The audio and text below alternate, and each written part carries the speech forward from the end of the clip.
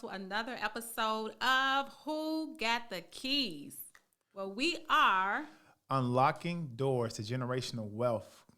representing. I am your co-host, Donna Rogers, and this is... $1 Million Mac. Should I like how I changed that up for you? No, it's a new name every episode. Yeah, you got to keep switching it up on them. Keep them guessing. Got to keep them guessing. What's on the birth certificate say? And so we representing our legacy. We are the Rogers family, brother and sister. Together, we're bringing you just an abundance of information, keys of information, so you and your family can build your legacy as we continue to do so for the Rogers legacy. And so, Mac, what is the topic of today? What type of keys we dropping for the people? Today, we are dropping keys around the pros and the cons of entrepreneurship. And I really like this topic because all I knew about it was the pros when I started. Probably why I almost went out of business. Like, seriously. So we're going to be talking about the things, some of the reasons why people actually go into entrepreneurship. Entrepreneurship is really, really heavy right now. A lot of people are opening up businesses, but a lot of people, we talked about this earlier, a lot of companies are actually closing the doors and walking away. So it's a lot of things that you can do wrong where you can get that red slip and say, hey, the bills ain't paid, lights got to go off. You got to make those life decisions. So those are some of the keys today we want to talk about. Pretty excited because I've been on both sides of the coin. I think you have too. Yes. So let's go ahead and get started and talk about it, right? All right, let's dive into this. So first thing I want to know, you've been an entrepreneur before I've been an entrepreneur. Why entrepreneurship? And I want to say this too, right? So they don't know, Donna has a multitude of certifications and degrees, right? So actually, when I think about it, the degrees you have match up with mine. Mm-hmm. You went into HR just like I did. Out of school, I went into HR. Probably, I think about it, almost following your path. And then and from my understanding, you were really good at what you did. Yes. At your job. You had a really good job. Yeah, majority of my employers before I went into entrepreneurship was the government, and government pays good money, good benefits. But my last job was a non-for-profit, and I must say that's why I learned most of my entrepreneurial skill sets was from the non-for-profit that I worked for last. Okay. So with all of this corporate experience, you're moving up the ladder pretty quickly, trailblazing. Why did you become an entrepreneur? That's a good question. So for me, I am very purpose-driven, everything to me, I try to be intentional about. I try to figure out, hey, why was I created? What's my purpose in life? What am I passionate about? I try to be very intentional. And I do understand in life, sometimes you just got to do what you got to do just to get the bills paid, right? I've been blessed to be able to tap into what I'm truly passionate about. And for me, at my core, helping others, right? At my core, I'm very passionate about it. Even if I think it's something that I don't want to do, I find myself doing it and finding fulfillment with it, right? And so even from that, with serving and helping others, I found my passion is really education. And so I'm really good and well experienced with real estate. But real estate is still helping people. You're helping yourself, you're helping your family, then you're helping your community. But I love to educate people about whatever it is that I'm experienced about. What about you, Mac? I want some Jordans. That's why I'm an entrepreneur. I'm not going to lie to you. So my first business actually wasn't the moving company, and it wasn't in real estate, right? Mm-hmm. I played sports. My first business was I sold candy at school, right? So the basketball team had to fundraise and sell candy to get jerseys, et cetera, for the upcoming season. Mm-hmm. So I did that. They was making a lot of money. I said, well, damn, I can just do this.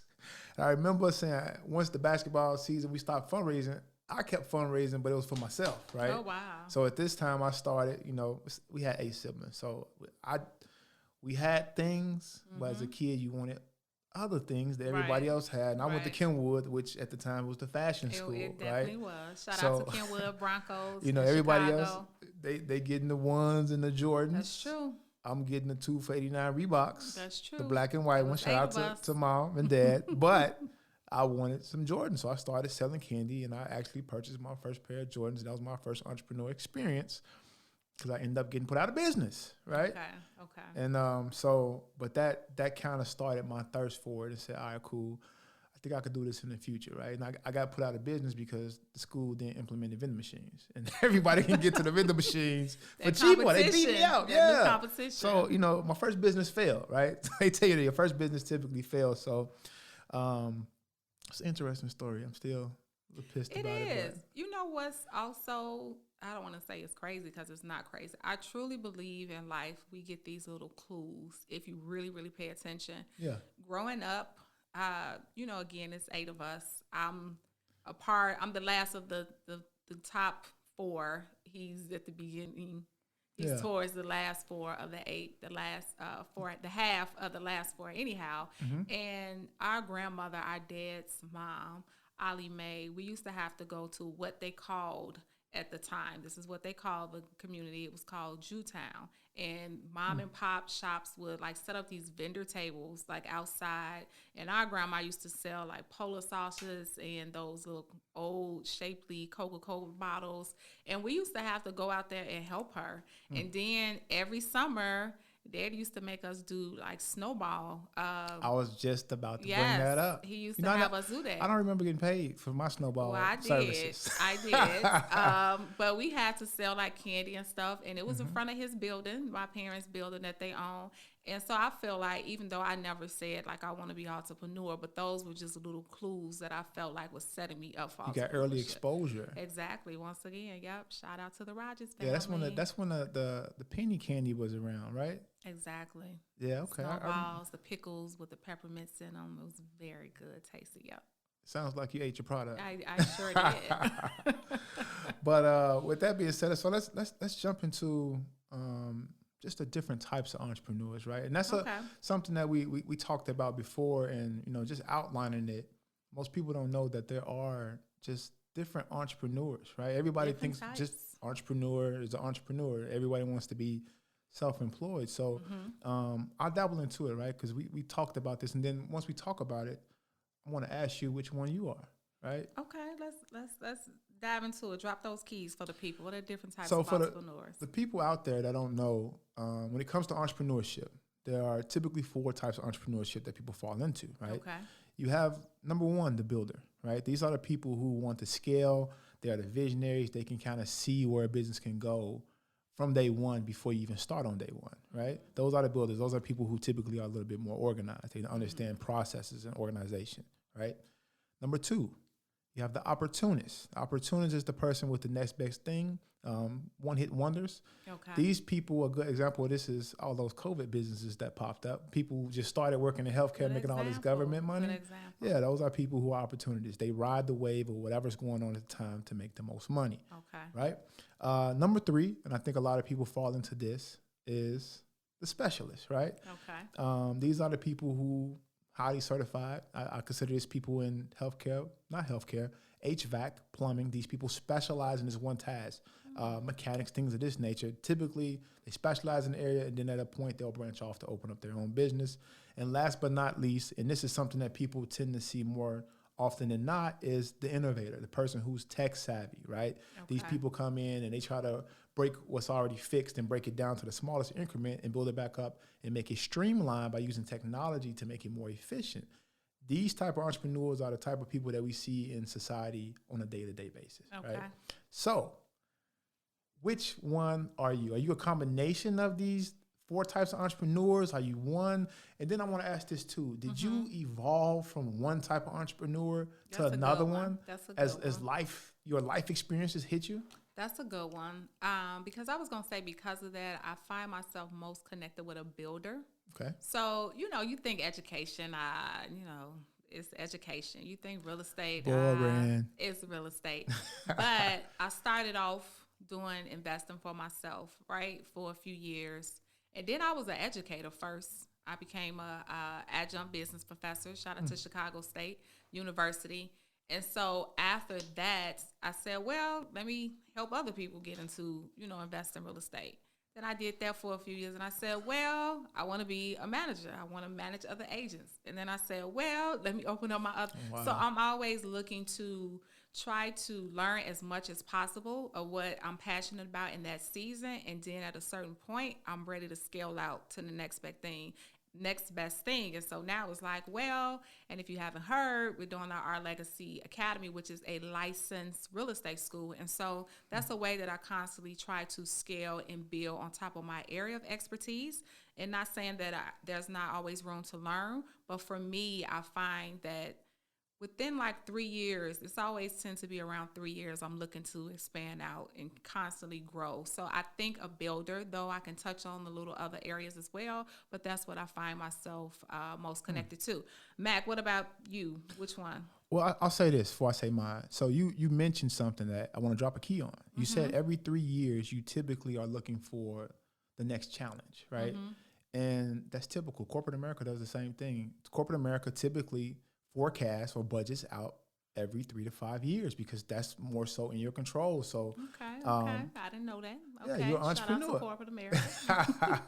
so with me, I evolved over time. When I was younger, I was more energy, optimistic, working hard. I was more the innovator, tech savvy. Feel like I can streamline any process. Okay. But over time, as I got more knowledge and understood business more, I became more of a blend of being an innovator and a builder. I understand how to scale, why scaling is important, things of that nature. So now I'm in the phase of my life where if I can't scale, then the business is not, investment is not for me, right? But I have to understand with scaling that I have to implement some type of technology to scale it because I want to make as much money as possible, right? That's what we all here for. We got passion, but at the end of the day, passion don't pay the bills, right? That's true. You got to be able to make some coins to pay those bills because the lights get cut off, your spouse will leave you, your kids are going to look at you funny. That's true. But I'm going to say this about passion. It does not necessarily pay the bills alone, but passion is what keeps you driven because entrepreneurship, you have to have passion to stay consistent with it, because there's highs and lows. And so I won't get into the pros and cons prematurely, but that passion piece is definitely necessary for entrepreneurship. But again, you can't just be passionate. Like my brother said, it doesn't pay the bills alone. You got to put the work into it. You got to put the hustle into it, the grind into it, and make it do what it do. So, yes. So are you considered yourself to still be a builder today, or is that where you started, or... want to make sure we got that clarity. I think just by nature, I'm a builder. That's the one that I connect with the most. And when I just kind of reflect over the years of how I've grown and what areas I've grown into, I definitely see the builder. And even when I do expand, let's say that it's something, you have thousands of real estate agents. I'm always just trying to look at a way in some form, shape, or fashion of being different, right? There's thousands of educators, but you have to find a niche. You have to find what works for you. I'm passionate about education, not just, a regular home ownership class, which is very, very necessary, right? But I just like to take things to the next level when it comes to education. And so just creating a whole educational program, for our young people, particularly our Black people, Black community, only because there's a gap that exists when we talk about the rates of home ownership and all of that. Just putting together that curriculum, and I've written curriculum for so many other people. And so I'm always trying to take all of my gifts and skill sets to just see what next. How can I grow to be better? How can I grow to open up an additional stream of income? Nice. And still stay within my passion. So I think you got 10 plus years of being an entrepreneur. What's the real number? Because you started before I did. So you got to be at almost 15, right? Well, I technically started in 2010. So we're at 2023. 13 years of entrepreneur. Yes. And I would say I started off still working a 9 to 5. So, yeah. So all this experience, what are the benefits and pros of being an entrepreneur from the experience that you have? I'm going to go back to passion. I'm about passion. So just having the opportunity to truly pursue what you love on your terms to a degree, because you got to still stay within whatever the restrictions are within your industry, so you can avoid violations and fines and maintaining whatever licenses and different things like that. But generally speaking, it is a blessing just to operate fully what you're passionate about on your terms. Because you can take a job in something that you're passionate about, but you're still doing it on somebody else's terms. You're doing it on your terms, your way. You get to bring your innovation to the table and do it in a way that only you can make it do what it do. And so I think that that's like the main and number one plus of entrepreneurship. So creativity is just the freedom to be creative, because some places you work and you don't have that freedom to be creative. This is how you do it, and there's no room for you to grow. That makes sense. I think time is what people typically look at, right? Okay. And I think that's the first thing they say, oh, I'm tired of working this 9 to 5. Okay. I want to get my time back. That's why we see so much work from home now, because people say, I want the work-life home balance, because it's all around time, right? Mm-hmm. So even with my experience, time is really the biggest pro of being an entrepreneur if it's done correctly, right? Which we'll dabble into that a little bit later, because it is a possibility that you can work 4 hours a week and still be very, very financially comfortable with your situation. So I think time is one of the ones that, I would stress is one of the biggest pros of being an entrepreneur, right? Not having to wake up at 6 o'clock to get to work at 9 o'clock and get off at 5 o'clock just to miss all your children activities, or 6 o'clock. Some people have graveyard shifts, working overnight. A lot of those things disappear. So time is a big one. But what are some other ones that you have outside of passion and creativity? But going back to time, I think we have spoken about in the past, just the fact, and we are not putting down anyone who does a 9 to 5, because a 9 to 5 is very necessary and needed, right?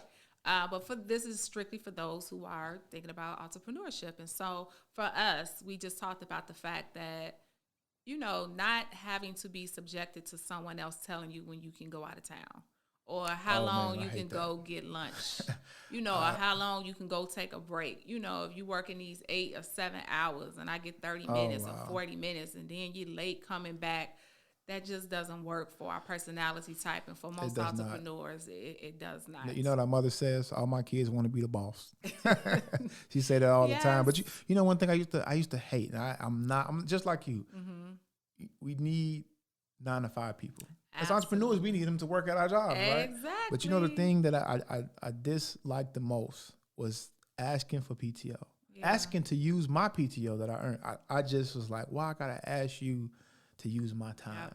Yep. It didn't make sense to me, right? And then I didn't like that they would look at me a certain way if I wanted to use my benefits. Like, this is why I came to the job, because of the benefits, but y'all don't want me to use them. So time is definitely like, I enjoy having my time to spend with my kids and my family and vacation when I want to. So I'm glad you brought that corporate America piece up. So people work for corporate America. Keep working for corporate America. We need you. Absolutely. So, but other than that, another thing I think besides time is just financial freedom, right? Financial freedom is another piece for why a lot of people that's why I wanted to entrepreneur. I wanted the Jordans, right? So that was my piece of financial freedom. You see kids at a young age saying, hey, I want a job. Why? They want financial freedom. So as adults, we do the same thing. So, working a job and seeing invoices, collecting checks, working as a waiter, you start seeing payments come in, $100, $200 meals, but I'm making $5, $6 an hour. Doesn't make sense to somebody like me saying, hey, how can I be on the other side of that transaction and make the most money? So when you are an entrepreneur, the revenue can come very fast if you know the proper steps and pricing model that you need to have in place to make this money, right? So with you being a realtor, you guys get some extremely fat checks, right? Closing day checks are very healthy. I was using that word. I would say that, but just not to go too deep into that. We do a lot of work, and a lot of times as a realtor, the reality is you're not getting paid for 30 days, 45 days, sometimes 60 days, sometimes not at all, ladies and gentlemen. So again, make sure it's something that you're passionate about with that. But again, I think time is the biggest thing, because you can't take back time. And in life, generally, you don't get any control on how much time you have on this earth. When it's your time, it's your time. So you want to make the most of it.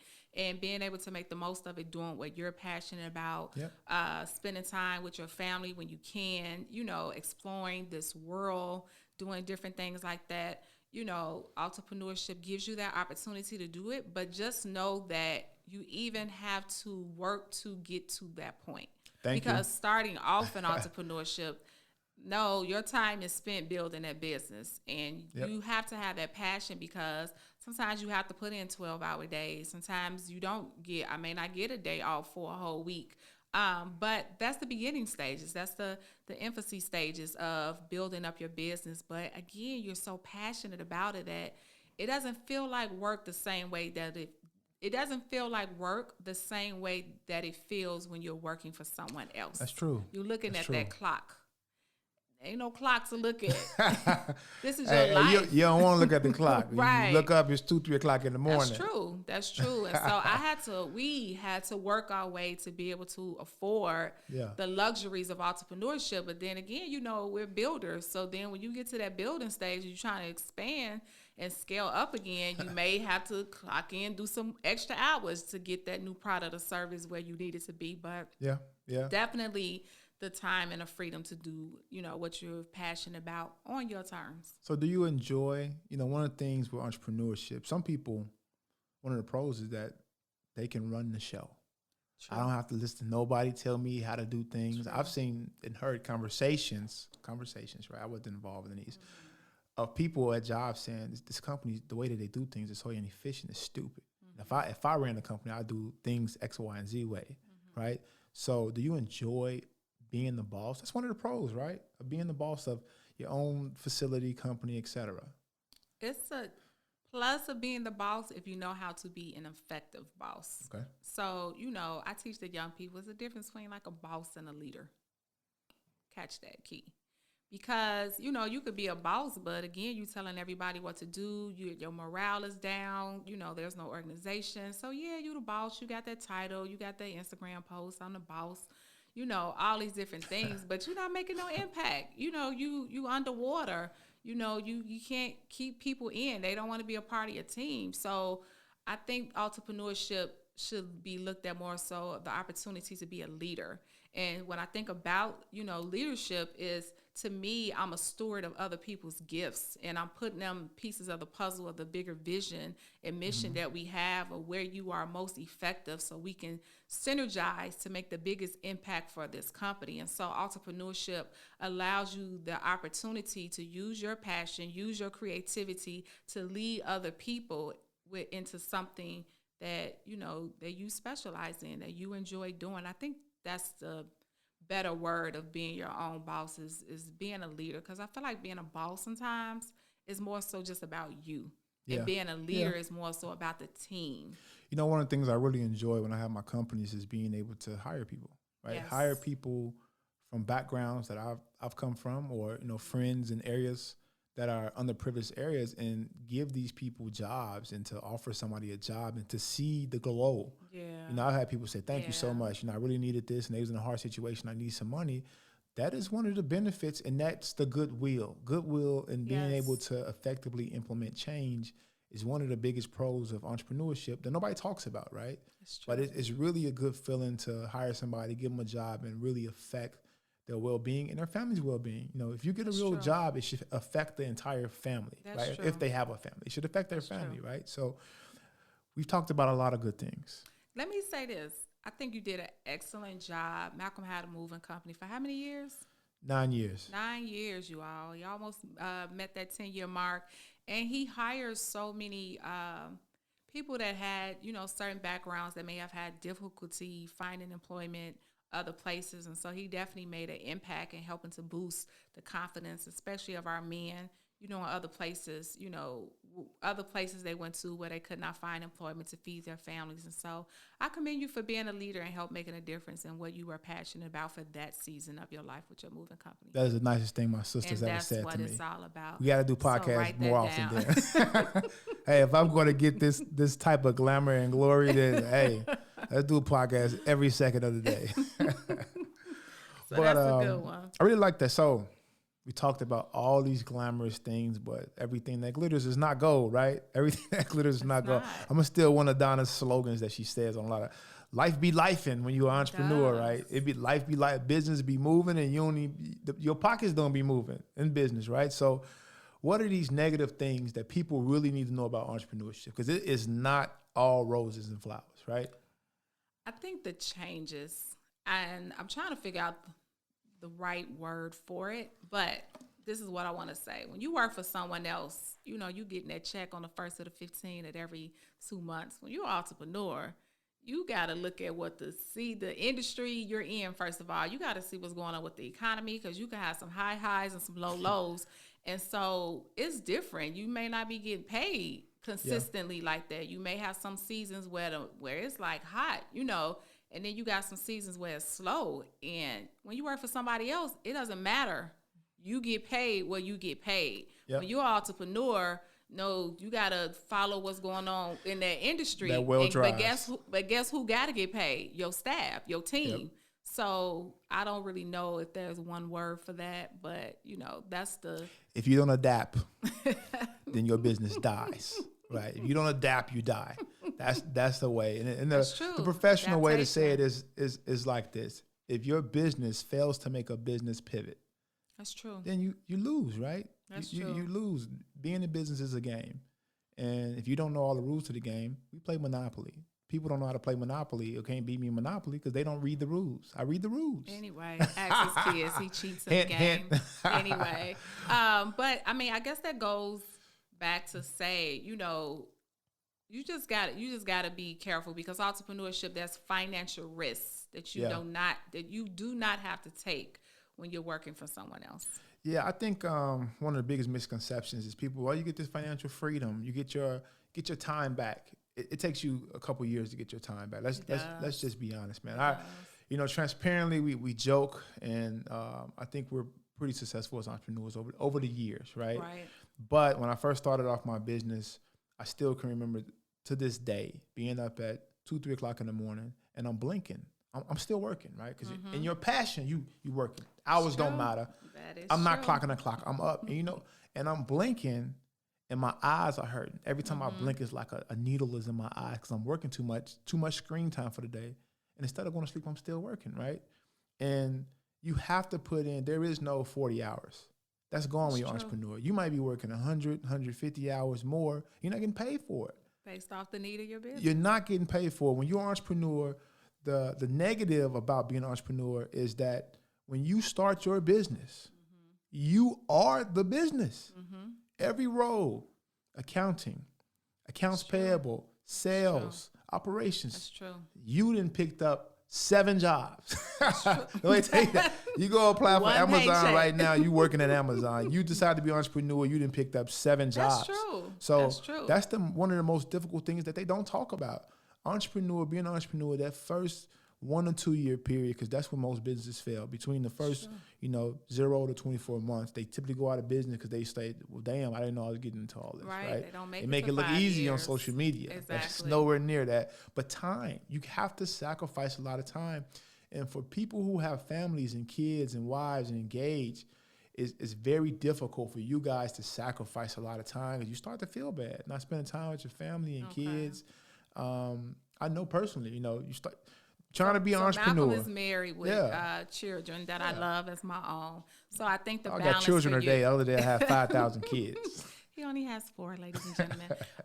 But so he knows more about that balance. But I don't know if you remember a time with me, I would be so busy with work. I rarely had time for a phone conversation. It was just a nonstop. I remember. My mind couldn't even settle down. I was dealing with anxiety at that point because it was just nonstop. And as Malcolm said, at a certain point, that's the reality. So you get hired for someone else, you work that one job. Yeah, they may throw in a little extra task here and there from somebody else that you're saying you don't get paid for. But in entrepreneurship, you're going to do a lot that you haven't gotten paid for. And that's very true. But what I learned in the early stages, this is what sometimes differentiate, one entrepreneur, one businessman, or woman from another. That's where you learn the details. Yeah. That's where you learn really how to hire the right people because you did the job before. That's where you learn if I had to get rid of somebody, we still gonna flow because I already know how to get this thing done. And so there are a lot of lessons to be learned in the beginning stages of entrepreneurship. One of the quotes that I love, one of the Bible scriptures is, do not despise the days of small beginnings, because in the small beginnings that's where you learn the details, and the details will make you different than your competition. You told me that years ago and it stuck with me, and I use it all the time, and I say it to people and they think I'm so intelligent. So thank you. Shout out to Jesus. It's in the Bible. But I want to piggyback off something you said, because it's something that I say to people that I want to drop a nugget. The dollars are in the details, right? You have to be very detailed when you're an entrepreneur. They won't tell you that, but in order to put in processes and systems, you have to be a stickler for how things are happening and stick to those processes. But if those processes are out of whack, then one of the things that really you take a hit on is money. That's true. right? So money is the next negative thing that you really get hit on, right? You need money to start the business, which most people don't have enough money to start the business. You need money to operate the business. Working capital is the term. You got bills to pay. You got bills to pay. If you don't have enough working capital, you're going to go out of business. And then you need to have enough money to pay yourself. So most people, from my experience, I've been a mentor, a consultant. What happens is they under budget for how much money they need as far as equipment, overhead, things of that nature to start the business. They don't have enough money. They come in and say, man, my friend said I can make this money. My job is doing it the stupid way. I could do it more efficiently, but you don't realize how much capital you need to start, right? And I'm going to drop a nugget here. We dropping keys. We're not dropping nuggets. We dropping keys, right? We dropping keys. When you operate a business or you want to start a business as an entrepreneur, you need to have about 4 to 6 months of working capital reserve. Overhead. One of the things I learned as being an entrepreneur is that if your business isn't financially healthy, then you can't make the best decisions for your business, right? That's true. And the reason why is because now you're trying to get every dollar. That's true. But when the money is flowing and then you got this reserve, you know that at a certain point, hey, if I get down to my 4 to 6 month reserve, I need to shut the doors. Otherwise, you tied to the business. Oh, I gotta make this money to pay my mortgage. Make this money to pay my bills. It's like you robbing Peter to pay Paul. Exactly. So you basically put the restrictions back on yourself. You can't freely operate or make the best business decision. You got to make the best decision to pay the bills right now. And so you just have to be financially savvy. Go back to our session that we talked on getting your finances in order. You have to be financially savvy, and how you do your finances personally will spill over. How you do your finances personally will spill over into how you do your finances in your business. Yep. And you may not have the money to hire someone in that department just yet. And we advise that you learn it yourself. That way you can avoid somebody ripping you off or putting papers in front of you and you have no idea what it means. Yeah, you have to, because that money piece is tied to the next point, right? Mm-hmm. The liability. Yeah. The liability. It's so much liability. The lights, the bills, the employees you talked about, the insurance. You hire an employee and you hire a bad employee and they get your company out of compliance. Yep. They go back home and they can go to sleep at night. Now you up all night trying to figure out how to get out of this insurance claim, how to keep your license, your certification getting dropped. It's so much liability, it becomes stressful. It is. It is. That liability is big. As a managing broker, you have agents that work up under you. You bring in new agents, and you have to be mindful who you bring to your team. You can't get caught up in numbers and say, oh, I got this many people and I got that. No, you want the best people. You want to focus more on the quality more than the quantity, because if you focus just more on the number of people that you have on your team just for bragging rights and they're not people of quality, then you playing with your liability. You playing with your license. You playing with people who don't care about your brand or different things like that. And so, again, as Max said, that liability piece is big. So you're covering your license, but then you have to watch everybody else because you're liable for them. Yeah. You're liable. If there's a complaint or something, they're not just coming to you, to your agent, they're coming to that managing broker as well to make sure that you taught that person and you gave them the keys, the skill sets, and everything to know that they should have done something different to avoid that violation. And so that liability is just like you being a parent in your own household. You're like a parent of that company. You're responsible. You're the adult. That's a good analogy. Yes, you are the adult, so you're responsible. Again, you go to corporate America or whatever you work, a non-for-profit, whatever the case may be, you don't have that liability. You just have that one job. You do your job. You keep it moving. You go home. You clock out. Not the case as an entrepreneur. So what would you say is the biggest liability that people face in every business? Every industry is slightly different. Yeah. But it's one thing or maybe two things that is the biggest liability that they don't talk about that every business faces. What do you think that is? I would say in regards to liability, I would say with money. Money, right? And that rolls over to taxes. Tax. You got to pay Uncle Sam. They don't tell you that. It's your job, they take all the taxes out and they pay it on your behalf. Tax time, people look forward to refunds. Entrepreneurs typically don't look forward to refund checks, to be honest with you. So when it comes to taxes, it's a couple different. So most people just file tax at the end of the year. Mm-hmm. It's employer taxes and it's employee taxes. Mm-hmm. And most entrepreneurs end up with tax fraud, tax evasion, because they're not paying the employee portion of taxes. I'm guilty of it myself at one point, but nobody told me. I was going to say that it's almost as if you have to stumble upon that to figure it out. And then you have to change your systems and your processes again. Change your pricing. Exactly. And so that's a big piece. And so that's why you want an accountant, you want a certified accountant or a tax agent that's really savvy at what they do, but also somebody who is going to advise you. You know, I've been with accountants where I only hear from them when it's time to file my taxes. I can't get in touch with them otherwise. That's a hustler. You want someone who is available throughout the year, and they may have, you know, a price they're going to charge you for that, which is absolutely fine. It's worth it. It will save you thousands, if not hundreds of thousands of dollars, just to be able to get that financial coach all the way throughout the year so you can make the necessary decisions that's best for your company. See, that's that parent again. I agree with that. Hey, get you a good CPA now. That explains and educates you. Get you a good CPA who is educated, and that not a black and white CPA, and I mean, but somebody who just reads the rules and then they read them to you based on their own interpretation. Get somebody who understands the tax law to be able to advise you, and you bring that person on. They're basically a part of your team. Otherwise, you're going to be in a shit of trouble. They're going to be garnishing your account, right? You know, that's true. And we've been there. We talked about transparent, that. We talked about that. IRS, and I'll transparent. IRS has garnished my account before from not paying them when I was supposed to pay them. They've garnished my wife's account or put holes on the account before. So you learn the hard way when you don't have to learn. Podcasts like this, these are why we dropping these type of keys. So, you know, very excited about just keys that we keep. I wish we had this podcast when I was starting my business. Yeah. I would be so much further along. Yeah. But then we wouldn't be here on the mic. That's true. So that's true. It's more blessed to give it than it is receive it. So we're going to be the givers of giving away these keys. But entrepreneurship it's a beautiful thing, but you want to be careful. You know, make sure you do your homework. Make sure you know what you're doing. Make sure you're ready. Just all of these different things, because it's pros and cons just like it is to anything else. So you need to do a proper assessment. Yeah. So I think we've given them enough keys for the episode today. You know, I don't want to have information overload. We got so much more information to drop. You guys continue to stay tuned. You know, subscribe if you're on any of these type of channels that we're on. And Donna, what else do you got for us?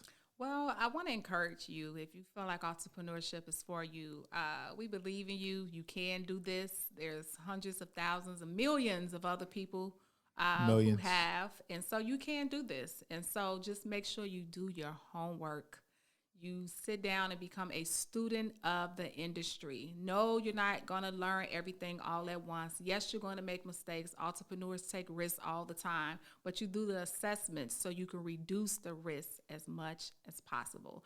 But we believe that you can do it. So we encourage you, start that business, whatever the case may be, get your team together and make it do what it do. I want to make one more comment before Donna wraps this up, right? Entrepreneurship. We encourage you to be entrepreneurs, right? I agree with you. Mm-hmm. Entrepreneurship is not for everybody. That's true. Do not let anybody fool you into being an entrepreneur. You were the employee of the month last month. You need to try to get the employee of the month the next month. It's not for everybody. That's true. It's a joke, but it's serious. It's not for everybody, right? With that being said, Donna, I'll pass it back to you. If you are the employee of the month, do your thing. But we just want to thank you for another episode of Who Got the Keys. And we have to give a shout out to our dad, John Rogers, because in his honor, we have the John P. Rogers Real Estate Scholarship. And so you are a minority. And if you have a GED or a high school diploma, you're looking to become a professional in the real estate industry. It was something that our dad was very passionate about. And so that's why that's the industry that we chosen.